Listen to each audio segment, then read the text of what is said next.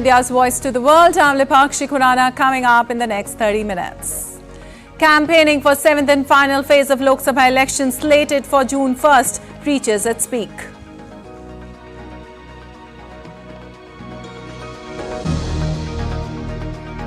South Africa votes in what is being billed as the most unpredictable election in the country's 30 years of democratic rule.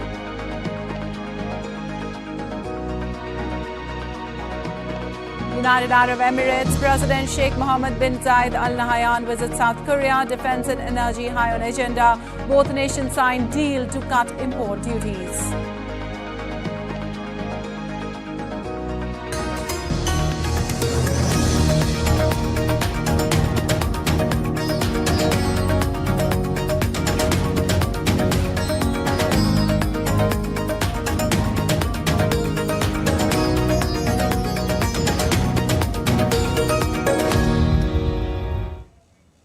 Now let's get you the latest on the world's largest election in India first.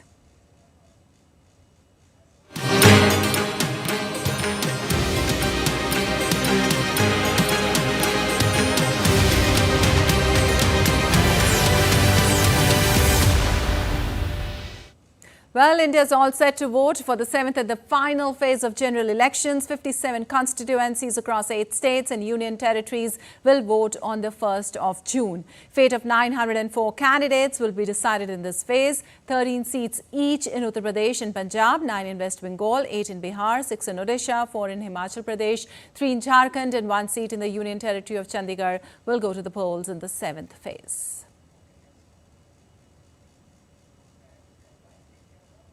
Meanwhile, campaigning for the final phase of Lok Sabha elections has reached to its peak with just 3 days left for the polling. Senior BJP leader and Prime Minister Narendra Modi held a public rally in Mathurapur in West Bengal. He is also scheduled to rally in Odisha. Another BJP leader and Home Minister Amit Shah will hold rallies in Uttar Pradesh.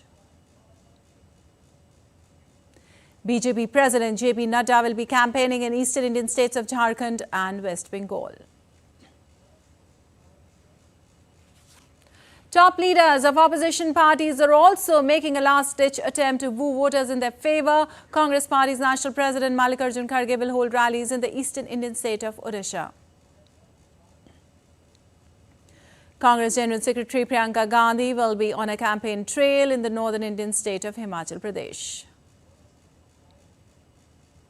Samajwadi Party Chief Akhilesh Yadav will be holding public rally in Robertsganj in Uttar Pradesh.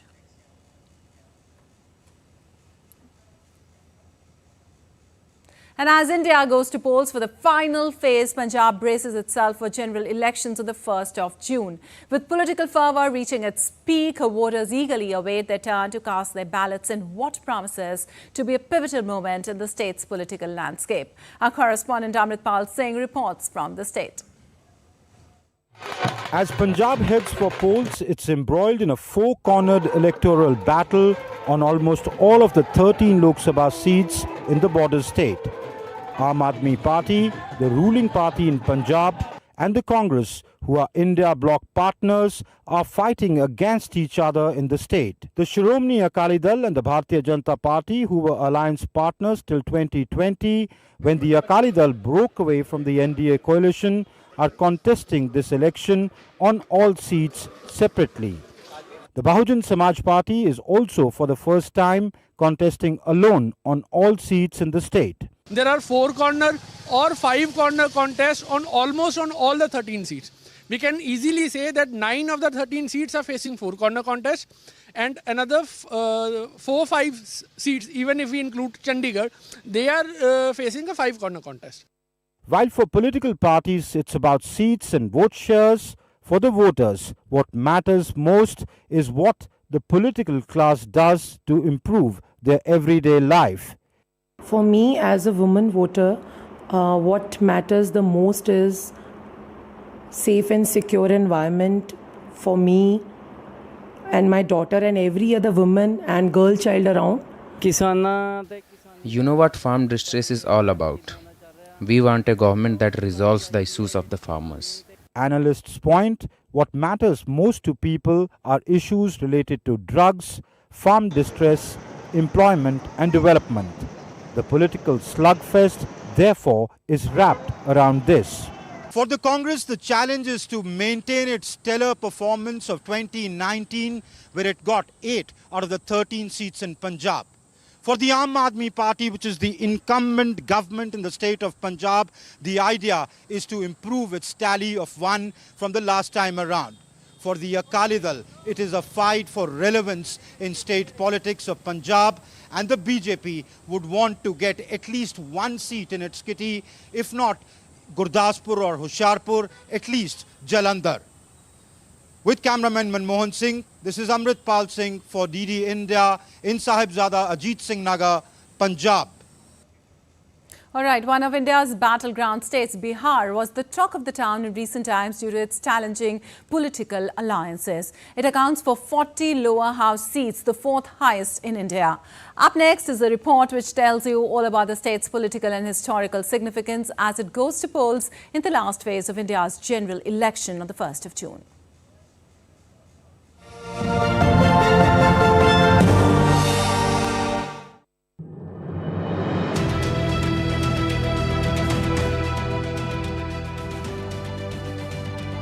The eastern state of Bihar has made immense contribution to the country's history. The first pan-Indian kingdom, the Mauryan Empire, was established here, with its seat at Pataliputra, a region adjacent to the state capital, Patna. The national emblem of India was adapted from the Sarnath line capital of the Mauryan Emperor Ashoka. 2 ancient centers of learning, Nalanda and Vikramshila, are also located in the state. During the freedom movement, Mahatma Gandhi launched his first civil resistance movement called Satyagraha in support of indigo farmers in Bihar's Champaran in the year 1917. Post-independence, Bihar emerged as a politically significant state. Spread over an area of about 98,000 square kilometers, Bihar has 40 seats in the lower house of parliament, the 4th highest in the country. Bihar has 76.4 million registered voters, out of which 40 million are men, nearly 36.4 million are women, while over 2,200 belong to the third gender. Coming to the state's current political scenario, it is governed by the Janata Dal United with the support of the Bharatiya Janata Party. Other prominent parties are Rashtriya Janata Dal, the Indian National Congress and the Lok Janshakti Party. Looking at the 2019 general election results in Bihar, of the total 40 seats, BJP won on 17, while the JDU bagged 16 and the LJP got 6 seats, while the Congress bagged just 1. Amid the polls, all the eyes are keenly observing the volatile dynamics of coalitions in the state, which has always been springing up surprises at the last moment. Election Desk, DD India. Well, it is said that if you want to see the transformational journey of Varanasi, take a tour of different ghats of the holy city Kashi. DD India's Deepika sends us this special report from the ghats of Kashi that depicts the journey of transformation, keeping intact the glorious past and cultural representation of India's one of the oldest cities that goes to the polls on the 1st of June. Team DD India has now reached Gorakhpur, and right now we are standing at the very famous tourist spot, which is Nauka Vihar of Gorakhpur. Well, what else is making more attractive on Gorakhpur is the political battle. The political battle is directly between 2 celebrities here. One is Ravi Kishan, who's contesting from BJP, and the other is Kajal Nishat, who's contesting from the side of Samajwadi Party. So in the next report, we're going to tell you how this political hot seat is trying to woo the voters across Gorakhpur. The city of Gorakhpur is all set to go to the polls on 1st of June in the 7th and last phase of India's Lok Sabha election 2024. This particular seat is not only a hot seat from the contestants' point of view, but the seat is a matter of prestige for UP's current Chief Minister Yogi Adityanath. The seat is witnessing a battle between BJP's Ravi Kishan, who is a celebrated Bhojpuri actor and singer, along with Samajwadi Party's Kajal Nishad, who is contesting on the basis of Nishad community's vote bank. मेरा सपना पूछेंगी ma'am, काफी काम किया मैंने यहाँ 5 साल, यहीं रहता हूँ, बम्बई छोड़ दिया, अपनी राजशाही जिंदगी को छोड़ के मैं सेवक बन गया यहाँ। मैं एक फिल्म सिटी बनाना चाहता हूँ, जो मेरा प्रोफेशन है, जिसका मैं छात्र हूँ, और मैं अनगिनत रवि किशन देखना चाहता हूँ। मैं यहाँ बच्चों को रोजगार देना चाहता हूँ सिनेमा के माध्यम से। बेटियों की सुरक्षा जितनी उत्तर प्रदेश में है, देश में इस वक्त, उत्तर प्रदेश के खास मैं गोरखपुर की बात करूं, उतनी कहीं नहीं। हमारी बेटियां आज यहाँ पे टॉपर हैं, बहुत अच्छा काम कर रही हैं। हमारी बेटियां स्पोर्ट्स में आगे जा रही हैं, इंटरनेशनल यहाँ स्टेडियम बन रहा है, बहुत कुछ हो रहा है। देश के लिए 1 घंटा गर्मी लीजिए, मोदी जी लेते हैं, हम सब लेते हैं, योगी महाराज लेते हैं, 1 घंटे गर्मी में कुछ नहीं होगा। On the other hand, SP's Kajal Nishad is trying to secure the vote bank of Nishad community of Gorakhpur. Challenge है ही नहीं है, क्योंकि वे बाहरी है, जौनपुर के हैं, मैं घर की हूँ, लोकल हूँ, भहुआ पार की हूँ, गोरखपुर ग्रामीण की रहने वाली हूँ। The people of Gorakhpur are demanding a better economic situation that means no inflation, while others say that they have witnessed a lot of positive changes in Gorakhpur. Everything has become very expensive. Inflation should be controlled. 10 साल हो गए। Gorakhpur has changed. Many positive changes have happened here. The polling in Gorakhpur will take place on the 1st of June, and both the candidates are putting their best foot forward to woo the voters ahead of the silent period.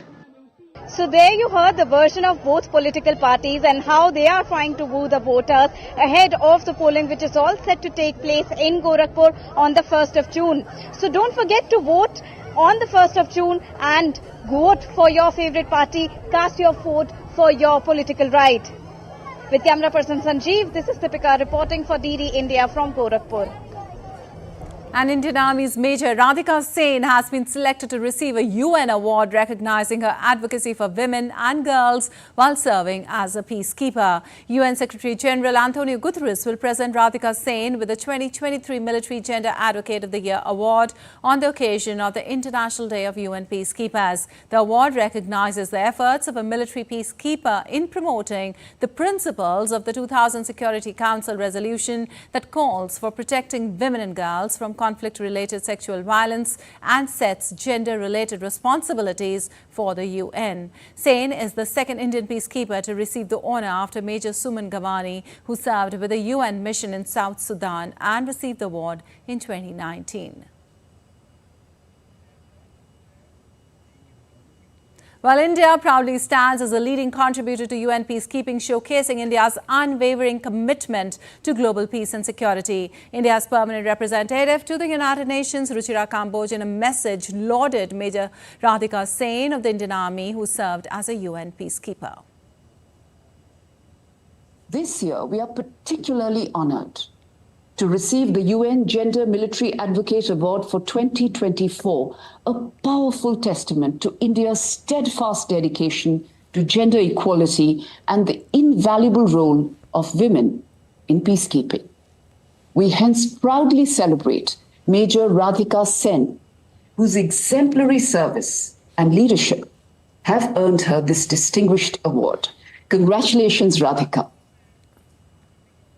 And today, 29th of May, marks the 76th anniversary of UN peacekeeping, a day dedicated to honouring United Nations' remarkable uniformed and civilian personnel. India's External Affairs Minister, Dr. S. Jaishankar, extended wishes on the day, saying that he saluted the valour of the brave men and women who dedicate themselves to maintaining peace and security in regions affected by conflict. In a post on X, Dr. Jaishankar also remembered those who have made the supreme sacrifice in carrying out the cause of UN peacekeeping.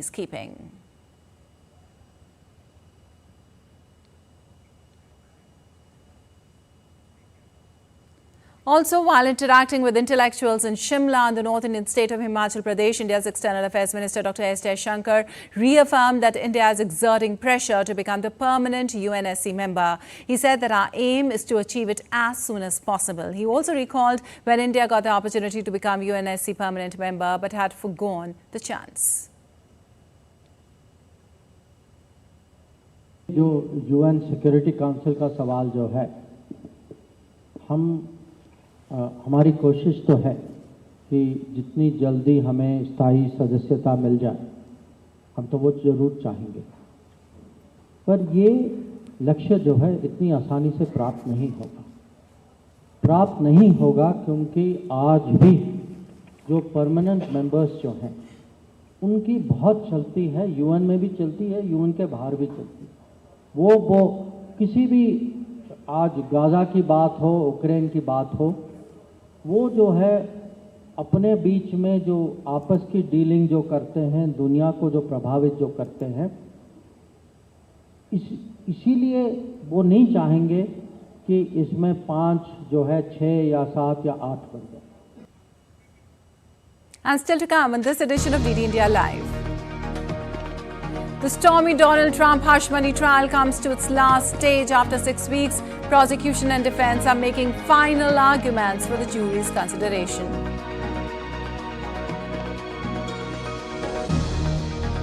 Bridge collapses on the route to landslide site in Papua New Guinea. Unstable terrain creates challenges in aid efforts.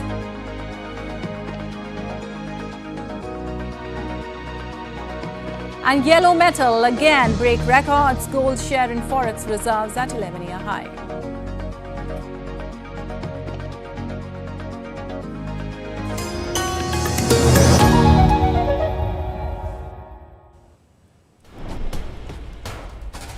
Wherever news breaks, whatever it takes. Connecting corners, cutting across continents. Stories that matter from across the globe. Accurate, authentic journalism that serves you right. From politics to glamour, from sports to world affairs, with a fusion of aesthetics and substance. Introducing news in a new avatar. Experience the world through a new lens. Stay tuned to DD India for an exciting journey beyond borders.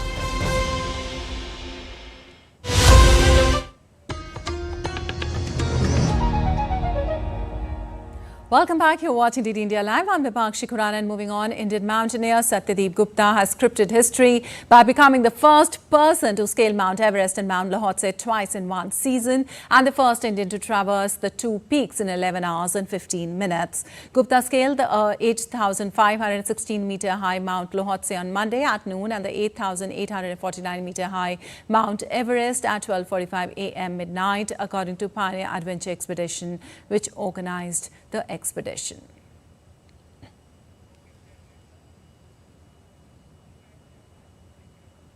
And U.S. Secretary of State Antony Blinken is visiting Moldova on Wednesday. Blinken will land in Moldovan capital Chisinau, where he will meet President Maia Sandu and other senior officials. He'll aim to solidify Western support for Ukraine across NATO allies and neighboring countries amid Western alarm over Russian gains. The U.S. top diplomat's trip comes as Ukraine is trying to fend off intensifying Russian attacks in the east.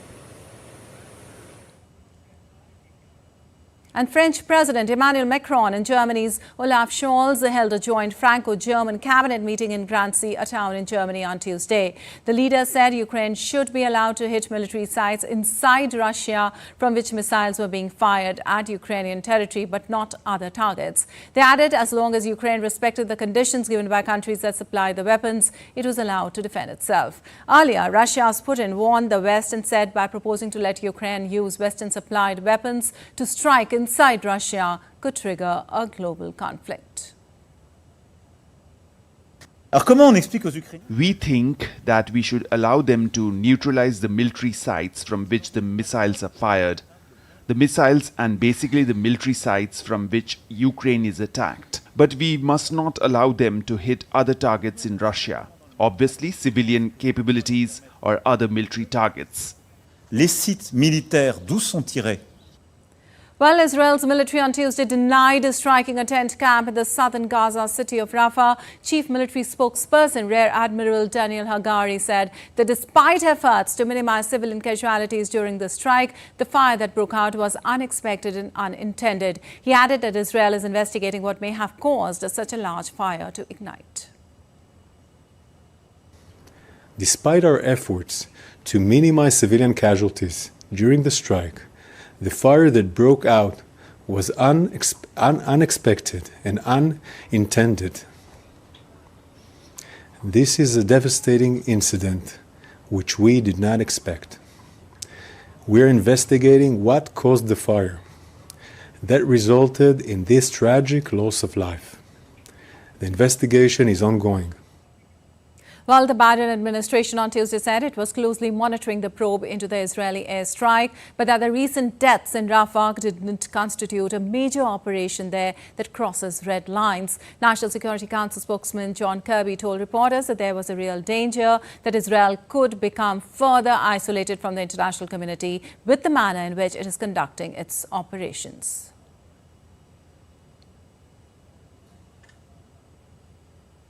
There's still hundreds of thousands that are still in Rafah, that are still in danger. And we still have not seen a plan to take care of their safety and security, which is why nothing's changed about our view that we don't want to see a major ground operation in Rafah that puts those people at greater risk. Well, former U.S. President Donald Trump's hush money trial reaches its final days after lawyers made their closing arguments in the case. The jury is likely to begin deliberations this week in the first criminal trial of a U.S. president that has gripped the country and much of the world. Trump has pleaded not guilty to 34 charges of falsifying business records to cover up a hush money payment to adult film star Stormy Daniels ahead of the 2016 presidential elections. DD India's Mitch McCann sent us this report. Take a look. It's the role of defence lawyers to go first in the closing arguments of a criminal case here in New York, and we heard first from Todd Blanche, Donald Trump's lawyer, in court. He opened by saying that President Trump is innocent. He said he had nothing to do with these hush money payments and that he did not approve them in the first place. Todd Blanche really took aim at Michael Cohen, one of the prosecution witnesses. Of course, Cohen is Donald Trump's former lawyer and fixer. He said Michael Cohen is the MVP of liars and that he is the GLOAT, the greatest liar of all time. He said that the jury should find a quick and easy not guilty verdict when it goes out to deliberate. Meanwhile, the prosecution sought to weave together a clean narrative based on the evidence it had presented in recent weeks to the jury. It said that Donald Trump lingered behind this whole hush money scheme and that Donald Trump got Michael Cohen to do his lying for him. It will now be up to a jury to deliberate and decide the future of Donald Trump, who says this trial is a witch hunt. I'm Mitch McCann in New York, reporting for DD India. Well, South Korea and the United Arab Emirates signed a trade pact on Wednesday to cut import duties in Seoul at Leaders Summit. The deal focused on energy and defense. UAE reaffirmed last year's pledge of $30 billion in investment of South Korean businesses in areas from nuclear power and defense to hydrogen and solar energy. The two sides also signed an agreement to boost investment flows into future focus sectors in South Korea's economy.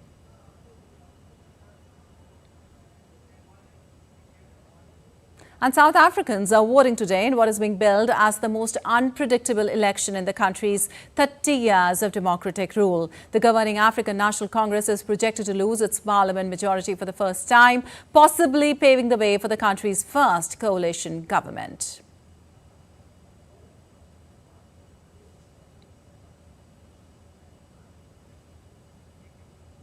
And DD India's Isaac Lucando joins us from Tanzania for more on this. Well, Isaac, this election could end ANC's 30-year dominance. As many as 70 political parties, 11 independents are competing for seats in parliament, and the 9 provincial legislators. How is the polling going on right now? Okay, so joining you from Johannesburg, South Africa. Behind me there is a line of voters. At this particular voting station in Sandton, there are about 1,900 people that are registered to vote here, and many of them have shown up to vote. Voting started about 7 a.m. local time, and voting has been going on relatively well with very little incident. But in terms of context, This particular place that we're in is a more affluent part of Johannesburg, and not too far from here is a place called Alexandra, which has, in contrast, a higher level of poverty. And this is what the World Bank notes as some of the highest levels of inequality in the world. And so South Africans, as they go to the polls today, they will be seeking to address some of the challenges that have led it to this particular position they're in. But so far in this particular polling station, people have turned out. All right, Isaac, thank you so much for that update from Tanzania. And now let's take a look at other stories making news around the world.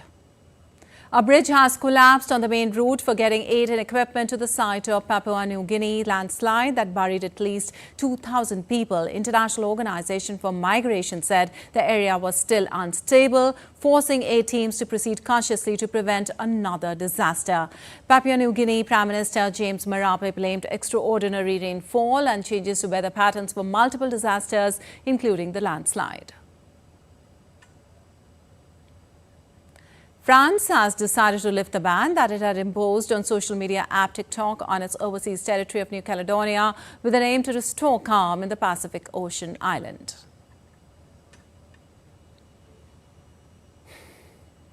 Samsung Electronics Union in South Korea has declared it will start taking strike action, including advising members as an initial protest to take annual leave on the 7th of June. According to union officials, the union accounts for about 28,000 workers, or more than a fifth of the company's total workforce. More than 2,000 unionized workers of the South Korean technology giant gathered in Seoul last week to hold a rare rally to demand better wages. And moving on, the share of gold in India's total foreign exchange reserves rose an 11-year high to 8.15 or $52.2 billion in 2024. Central banks of China, Turkey and India have emerged as powerful participants in the global bullion market. India now holds the world's fourth largest forex reserves after China, Switzerland and Japan. All right, that's all for this edition of DD India Live. Well, let us know your thoughts on the news of the day. For those on the go, you can get all the latest news and updates from India and across the world in the DD India mobile app. The app is available on both Android and iOS platforms. Scan the QR code on the screen to download now. We'll be back with more news as it breaks here on DD India. I'm Lipakshi Khurana from all of us here in Delhi. Thanks for watching DD India Live.